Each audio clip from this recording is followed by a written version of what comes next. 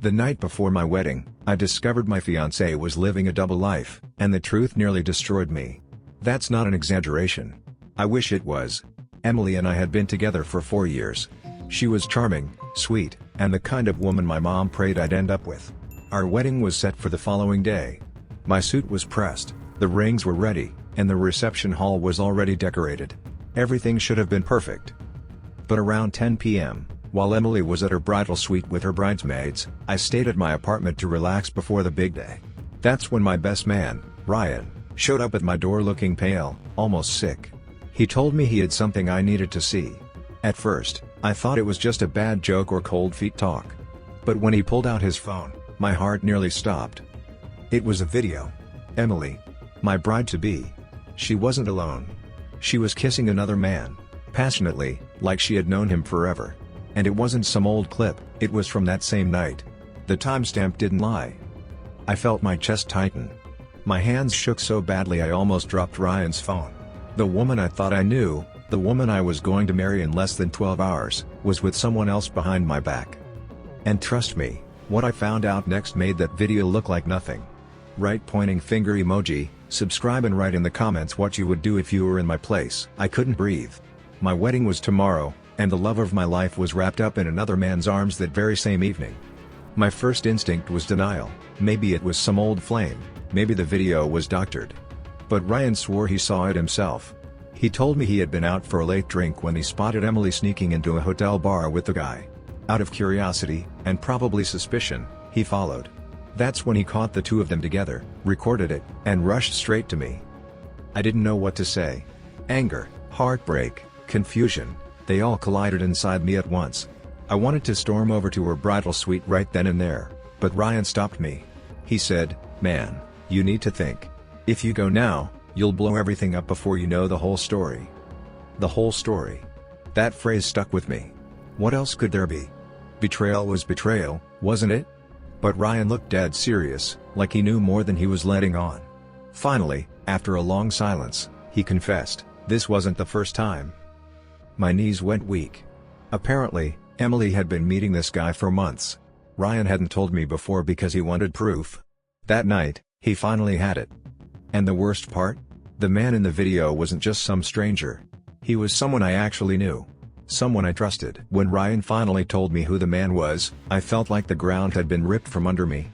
It wasn't some random stranger, not an old ex, not even a co-worker.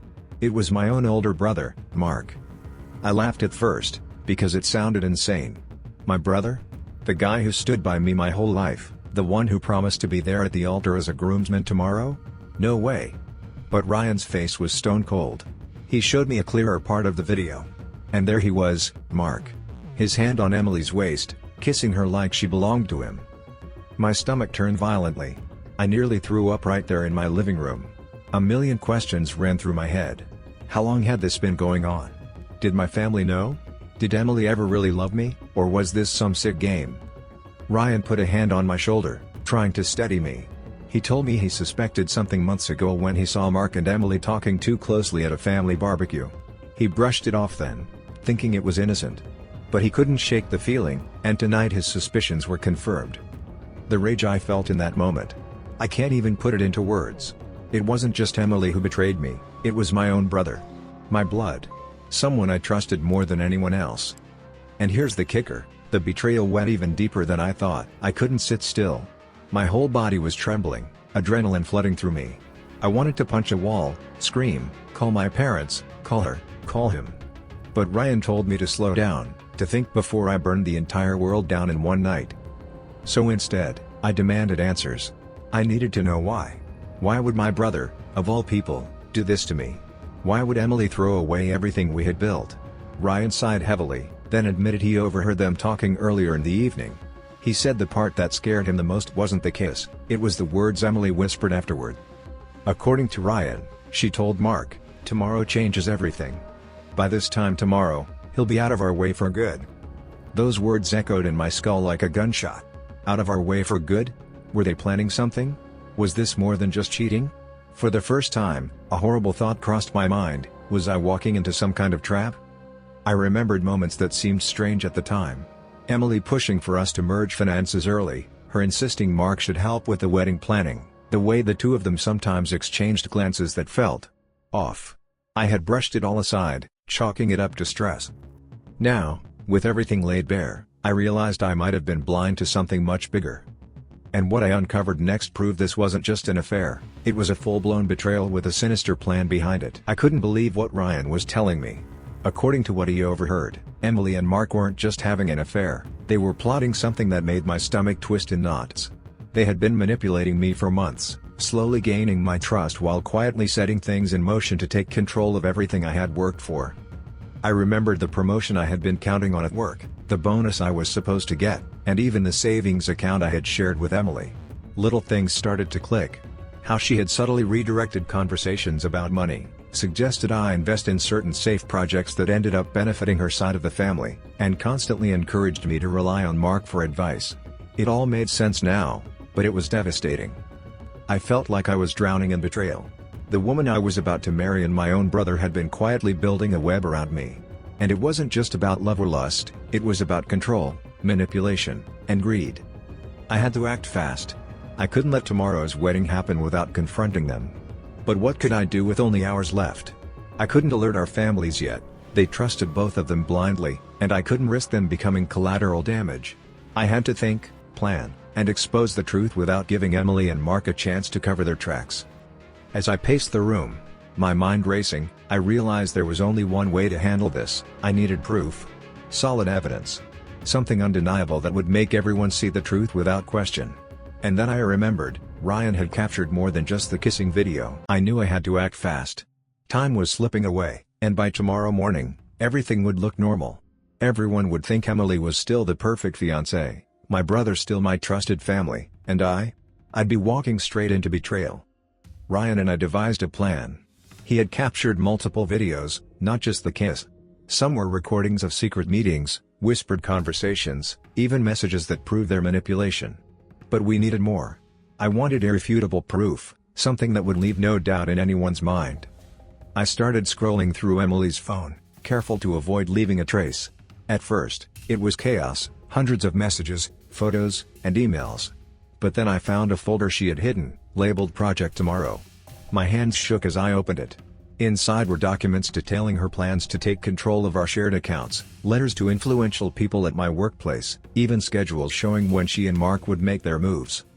Everything lined up perfectly with what Ryan had told me. This wasn't a passionate affair, it was a premeditated scheme. My blood ran cold. The betrayal wasn't just emotional, it was financial, professional, and deeply personal.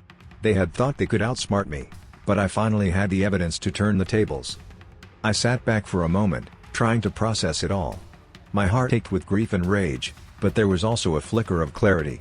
I knew exactly what I had to do. If I played this right, I could expose both of them in a way that no one would ever forget. And yet, even with all this proof, the next revelation hit me harder than anything so far.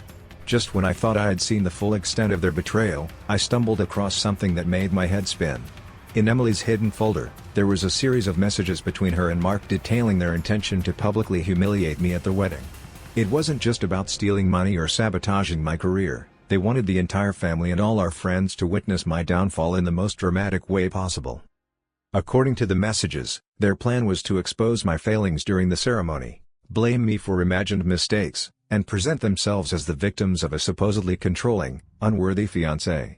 It was elaborate. It was cruel. And it was happening tomorrow, under the eyes of everyone I loved. My hands trembled as I scrolled further. There were photos, recordings, and even voice notes of them mocking me and laughing about how easy it would be to ruin me. I felt a mix of rage and disbelief. How could two people I trusted, one my partner, the other my own brother, plan something so malicious?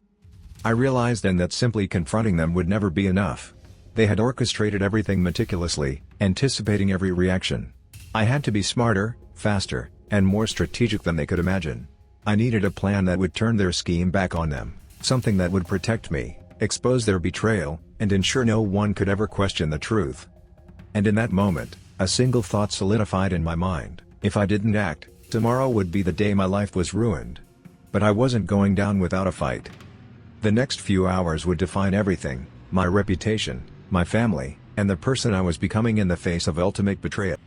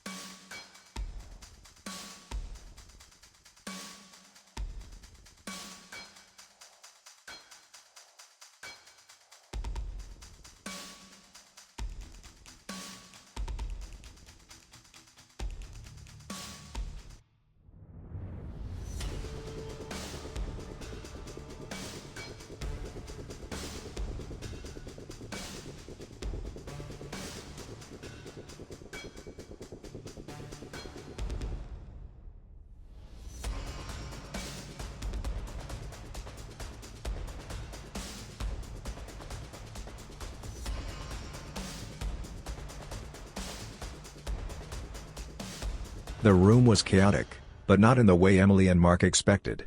Instead of supporting them, our family and friends turned against them instantly. My parents were in disbelief, their eyes wide with shock and anger. "How could you do this?" my mom whispered, trembling. My dad's face was red with fury, his hands clenching into fists. Mark's usual smug confidence had completely evaporated. Guests who had been smiling and congratulating the couple moments ago were now confronting them, shouting, and demanding explanations. One of my cousins, usually quiet and reserved, pulled out her phone and began recording, ensuring that their deceit would be documented for anyone who doubted me. Even the officiant, taken aback, paused mid-ceremony and demanded clarity. Emily tried to speak, stammering excuses, but her words fell flat. Mark attempted to deflect blame onto me, claiming I had misunderstood everything. But the videos, screenshots, and messages I had shared left no room for doubt. Each proof was like a hammer striking against their lies. The guests could see the meticulous planning, the manipulation, and the betrayal for themselves. I felt a mixture of relief and lingering heartbreak. Seeing them exposed publicly gave me a strange sense of justice, but it also brought the reality of their betrayal crashing down on me. I realized I had lost not just my fiancé, but my brother, someone I had trusted more than anyone else in my life. By the end of the confrontation, Emily and Mark were left speechless, humiliated, and isolated. The wedding I had dreaded turned into a stage where the truth shone brighter than any celebration. And yet, even with them exposed, the night had one more shock in store that I never saw coming. Amidst the chaos and tension, something unexpected happened. Some of Emily and Mark's close friends began whispering to each other, clearly uncomfortable with what was happening. Then, one by one, people who had been unsure of what to believe stepped forward to support me. My best friend hugged me tightly, whispering, "You did the right thing. This is unbelievable." My parents, though still shaken, held me close, offering quiet words of reassurance.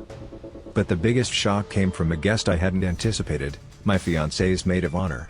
She approached me nervously and admitted that she had suspected Emily for months. She had tried to confront her privately but was threatened and silenced. Now, seeing the truth unveiled, she apologized for not speaking up sooner and offered to testify to everything she knew. Her revelation added another layer of undeniable proof, completely dismantling any chance Emily and Mark had of spinning the narrative. For the first time that night, I felt a flicker of relief. I wasn't alone. People I trusted were standing by me, validating my instincts and supporting my side of the story. The betrayal from Emily and Mark was still crushing, but the overwhelming backing of my loved ones reminded me that truth and integrity mattered more than appearances or manipulation. It was also the moment I realized something crucial: exposing them publicly didn't just protect me, it also gave others the courage to speak up against deceit and abuse. I had become, unwillingly, the center of a lesson in justice, honesty, and self-respect. But even with support on my side, the final revelation, the one that would leave everyone completely stunned, was yet to come. Just when I thought the worst was behind me, Ryan nudged me and whispered, "Check this." I looked down at my phone and froze. There was a folder I hadn't opened yet, one Emily had clearly intended to keep hidden. With a trembling hand, I tapped it. Inside were more messages, this time not just between Emily and Mark, but between Emily and several of my colleagues at work. They detailed plans to sabotage my upcoming promotion, spread false rumors about me, and even manipulate my clients to ruin my professional reputation. My betrayal wasn't limited to personal life, it extended into every corner of my world. Then I found one last video. It wasn't just Mark and Emily, it was a planned conversation where Emily instructed some of my colleagues on how to act during the wedding if I tried to expose her. They were all in on it, and the intention was clear: to make me look crazy in front of everyone. The room went silent as I played the video aloud for the remaining guests. Gasps echoed. My family, friends, and even my coworkers who were attending the wedding stared in disbelief. The betrayal was bigger than anyone could have imagined. I realized that not only had Emily and Mark tried to destroy my personal life, but they had also orchestrated a professional assassination attempt, all to get what they wanted. For a moment, I felt numb. Everything I had believed, everyone I had trusted, had been a part of their scheme.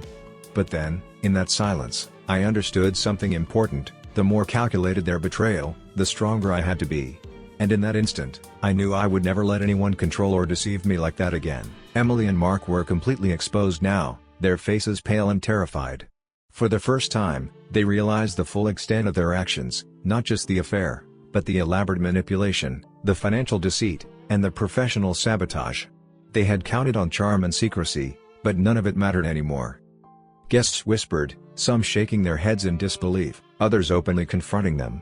My parents, though still hurt, expressed their support clearly. "We're proud of you for standing up for yourself," my dad said, gripping my shoulder. My mom nodded, tears in her eyes, adding, "You showed courage and integrity tonight." Emily tried to explain herself, her voice trembling with desperation. She claimed she had been stressed, that it just happened, that Mark had persuaded her. But her excuses were drowned out by the evidence. The screenshots, videos, and messages were irrefutable, and the witnesses, friends and family who had seen her suspicious behavior, stood firm. Mark attempted a weak defense, but it fell flat. Guests who had trusted him for years now looked at him with disbelief. Ryan whispered to me, "You've dismantled everything they built. They can't recover from this." And he was right. Their plans were ruined, and the humiliation was total. For the first time that night, I felt a strange sense of closure. The betrayal had been staggering, the pain overwhelming, but I had reclaimed my dignity. I realized that exposing the truth, staying calm under pressure, and relying on the people who truly supported me had turned a nightmare into a moment of empowerment. And as I looked around at the stunned faces of Emily and Mark, I knew that the final lesson, the most shocking one, was yet to leave everyone speechless. As the chaos settled, something even more unexpected happened. One of Emily's closest friends, someone I had never met well, stepped forward. She revealed that she had secretly been recording Emily's conversations for months, suspicious of her manipulative behavior. In her hands were additional messages and recordings that confirmed Emily and Mark had even planned to flee with some of my savings after the wedding. The room went silent again. Even those who had been skeptical now couldn't deny the depth of their betrayal. The couple tried to protest, but no one listened. Emily's carefully constructed image of perfection had shattered completely. Mark, whose arrogance had seemed untouchable, now slumped in shame, realizing his schemes had backfired entirely. For me, the night was surreal. The betrayal was immense, but the support of my friends, family, and even strangers at the wedding reminded me that truth always has power. By exposing them, I not only protected myself but also prevented further manipulation of innocent people. In the end, Emily and Mark were forced to leave immediately. The wedding was cancelled, but what remained was a profound lesson: trust must be earned, deceit cannot hide forever, and courage in the face of betrayal can turn even the darkest moment into a triumph. I stood there, shaken but stronger, realizing that life would go on. I had faced unimaginable deceit, seen the darkest sides of people I loved, and survived. And more importantly, I had done it with integrity, proving that the truth, no matter how painful, always prevails. Sometimes, the people we trust the most are capable of the worst, but facing betrayal head-on can reveal our own strength. The lesson is clear: never ignore your instincts, always verify what feels off, and don't be afraid to stand up for yourself, no matter the cost.